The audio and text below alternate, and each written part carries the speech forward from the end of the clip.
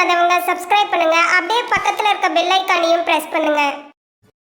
மேச ராசி சனி வக்ர நிவர்த்தி பலன்கள் 2024.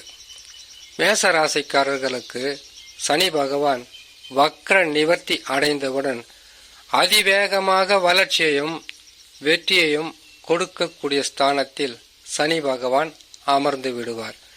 வக்ரம் என்பது பின்னோக்கி சென்று நடக்கக்கூடியதை சிறிது தாமதம் செய்து அதற்கு பிறகு வக்ர நிவர்த்தி பெற்றவுடன் அதிவேகமாக உங்களுக்கு வெற்றியும் சந்தோஷத்தையும் தொழில் வளர்ச்சியும் குடும்பத்தில் பல வகையான நற்பலன்களும் தருவதற்குண்டான வழியை செய்வதுதான் வக்ர நிவர்த்தி.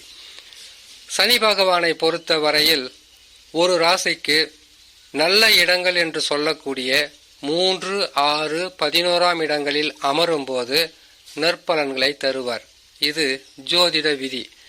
ஜோதிட விதிக்கு அப்பாற்பட்ட பலன்கள் என்பது உங்களுடைய சொந்த ஜாதகத்தில் நடக்கக்கூடிய தசா, கிரகங்கள் அமர்ந்த இடத்திலிருந்து அந்த கிரகங்கள் நடத்தக்கூடிய தசாவில்தான் அதிகப்படியான நற்பலன்களை செய்யக்கூடிய தரக்கூடிய அமைப்பாக இருக்கும். சனி பகவான் என்பவர் கர்மாதிபதி. கர்மம் என்றால் நாம் செய்யக்கூடிய நற்பலன்களோ தீய பலன்களோ.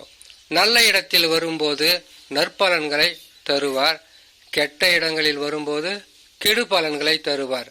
அந்த வகையில் மேசராசிக்காரர்களுக்கு சனி பகவான் வக்ர நிவர்த்தி பெற்றவுடன் விஸ்வரூபம் எடுத்து வெற்றிகளை கொடுத்து வாழ்க்கையில் முன்னேற்ற பாதைக்கு கொண்டு செல்லக்கூடிய அமைப்பில் அமர்ந்து விடுவார். சனி வக்ர நிவர்த்தி என்பது வருகின்ற 4ஆம் தேதி 11ஆம் மாதம் 2024, அதாவது சனி பகவான் வக்ர நிவர்த்தி பெறுகின்ற மாதம். இந்த மாதத்திலிருந்து மிகவும் விரைந்து நற்பலன்களை மேசராசிக்காரர்களுக்கு கொடுப்பார். அஸ்வினி முதல் ரேவதி வரை 27 நட்சத்திரங்களில் பிறந்தவர்களுக்கும் சனி பகவான் நல்ல இடங்களில் அமரும் போது அதிகப்படியான நற்பலன்களை தருவார் என்பது அனைவருக்கும் தெரிந்த ஒரு விஷயம்தான். ஆனால் சனி பகவானுக்கு இன்னொரு முகம் இருக்கிறது. என்னன்னு கேட்டீங்கன்னாக்கா, நல்ல இடங்களில் இருக்கும்போது நற்பலன்களை செய்து விடுவார், சிறிது தாமதம் இருக்கும். அஸ்வினி நட்சத்திரத்திற்கு ஒரு பலன்களாகவும் பரணி நட்சத்திரத்திற்கு இன்னொரு பலன்களாகவும் கிருத்திகை அல்லது கார்த்திகை நட்சத்திரத்தில் பிறந்தவர்களுக்கு ஒரு மாதிரியான பலன்களும் தருவது சனி பகவானின் இயல்பான குணம். முதலில் அஸ்வினி நட்சத்திரக்காரர்களுக்கு நற்பலன்களை தந்துவிட்டால் அடுத்தது பரணி, அதற்கு பிறகு கிருத்திகை நட்சத்திரம். சனி பகவான் மட்டுமல்ல, எந்த கிரகங்கள் ராஜ கிரகங்களாக இருக்கிறதோ, குரு, சனி, ராகு, கேதுக்கள் ராஜ கிரகங்கள், இந்த கிரகங்கள் பெயர்ச்சியாகி அமர்ந்த உடனே இந்த கிரகங்கள் பெயர்ச்சியாகி அமர்ந்த உடனே நற்பலன்களை தர வேண்டும் என்றால் ஜாதகத்தில் யோகதசாவாக இருக்க வேண்டும். அப்படி இருந்துவிட்டால் உங்களுடைய வாழ்க்கை என்பது முன்னேற்ற பாதை மட்டுமல்லாமல் மற்றவர்கள் போராமை அடையும் அளவிற்கு வசதிகளையும் உங்களுக்கு பல வகையான நற்பலன்களும் அள்ளி கொடுத்துவிடும். ஜாதகத்தில் தசா சரியில்லாமல் இருக்கிறது, குரு பயிற்சி ஆகியாச்சு, சனி பயிற்சியும் முடிஞ்சாது, ராகு கேது பயிற்சியும் நடந்து நல்ல நிலையில் தான் இருக்கு, ஆனால் நற்பலன்கள் நடக்கலைன்னு நீங்க கேட்டீங்கன்னாக்கா அதற்கு காரணம் உங்களுடைய சொந்த ஜாதகத்தில் நடக்கக்கூடிய தசா பாதகமாக இருக்கும். இப்போ உங்களுக்கு ஓரளவுக்கு புரிஞ்சிருக்கும்.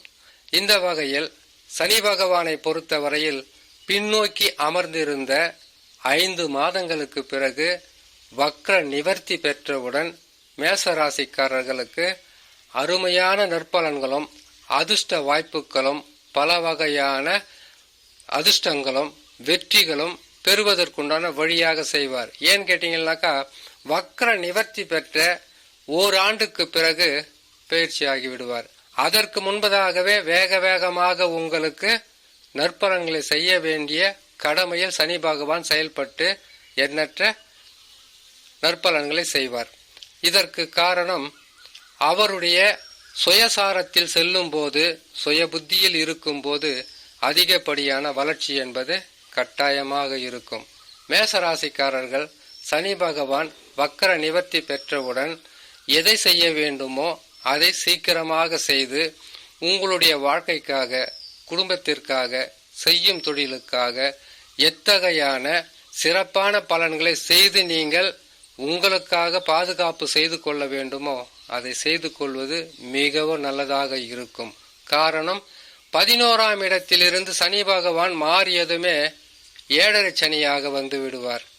ஆகையால் இந்த பொன்னான நாளை, இந்த சனி பயிற்சியை உங்களுடைய வாழ்க்கையில் மிகப்பெரிய ஒரு முன்னேற்ற வழிக்காக நீங்கள் எடுத்துக்கொண்டு கடுமையாக உழைத்து உங்கள் வாழ்க்கையில் எதை செய்ய வேண்டுமோ, திருமணமா செய்யலாம், வீடு கட்டுறதா கட்டி முடிக்கலாம்.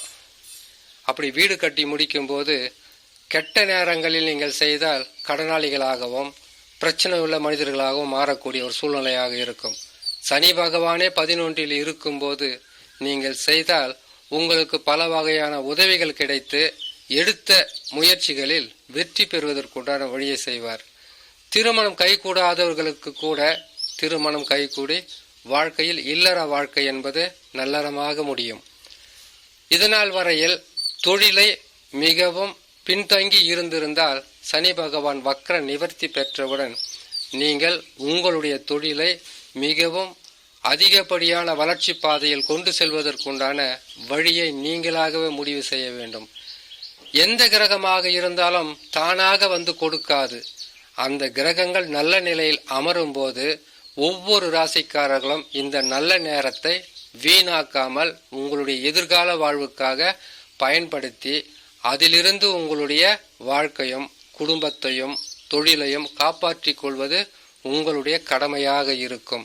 மேசராசிக்காரர்களுக்கு சனி பகவான் வக்ர நிவர்த்தி பெற்றவுடன் அதிகப்படியான நற்பலன்களும் யோக பலன்களும் அதிர்ஷ்ட பலன்களும் கட்டாயம் தருவார் என்று சொல்லி இன்னொரு நல்ல பதிவில் உங்களை நான் சந்திக்கிறேன். நன்றி, வணக்கம்.